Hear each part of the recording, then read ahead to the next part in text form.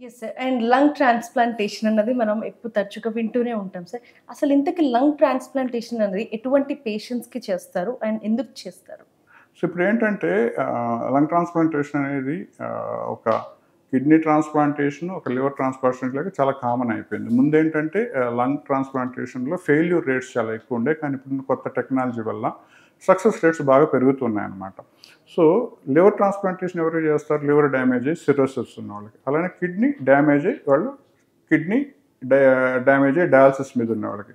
అలానే లంగ్స్‌కొచ్చేసరికి మాత్రం ముఖ్యంగా ఏంటంటే లంగ్స్ స్పాంజ్ లాగా ఏదైతే మనకు బెలూన్ లాగా మనం శ్వాస తీసుకున్నప్పుడు బాగా ఉబ్బి వదిలేసినప్పుడు అయిపోతూ ఉంటాయి. ఈ ప్రక్రియ సరిగ్గా జరగని సందర్భాల్లో అంటే ముఖ్యంగా ఇంటర్స్టిషియల్ లంగ్ డిసీజ్ అంటాం. దీన్ని సింపుల్‌గా ఏంటంటే స్పాంజ్ లాగా ఉండాల్సిన లంగ్స్ స్టోనీ హార్డ్‌గా మారిపోవడం. అంటే లోపలికి మనం గాలి తీసుకున్నా ఆ లంగ్‌లో ఎక్స్‌పాండ్ అయ్యే కెపాసిటీ లేని దానివల్ల మనం ఎంత గాలి తీసుకున్నా కానీ అది సరిపోదనమాట.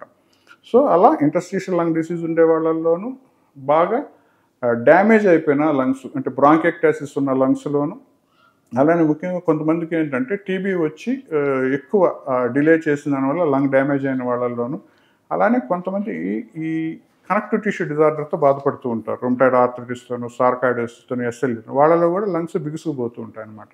ఇలాంటి వాళ్ళల్లో అంటే మనకి ఇంకా వేరే మార్గం ఏమీ లేదు.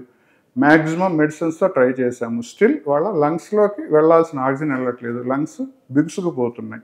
అలానే నిదానంగా అది హార్ట్ మీద ఎఫెక్ట్ పడి హార్ట్ ఎన్లార్జ్ అవుతుంది. హార్ట్ కూడా ఫెయిల్యూర్లోకి వెళ్తుంది అన్నప్పుడు ఆల్రెడీ వీళ్ళు ఏంటంటే ఆక్సిజన్ రిక్వైర్మెంట్ కూడా వీళ్ళకి తగ్గిపోతూ ఉంటుంది. బయట నుంచి మనం సప్లై చేయాల్సి ఉంటుంది అనమాట. ఆక్సిజన్ కాన్సన్ట్రేటర్లు కానీ అలానే నాన్ ఇన్వేజివ్ వెంటిలేషన్ వాడుతూ ఉంటారు.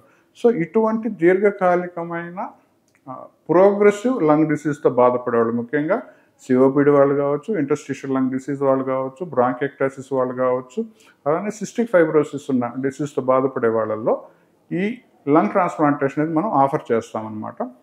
దానికి ప్రాపర్గా అనలైజ్ చేసుకొని వాళ్ళ బ్లడ్ గ్రూప్కి ఏదైతే ప్రాపర్గా సూట్ అయ్యే ఆర్గాన్ దొరుకుతుందో అప్పుడు వీళ్ళకి ట్రాన్స్ప్లాంటేషన్ చేస్తారు.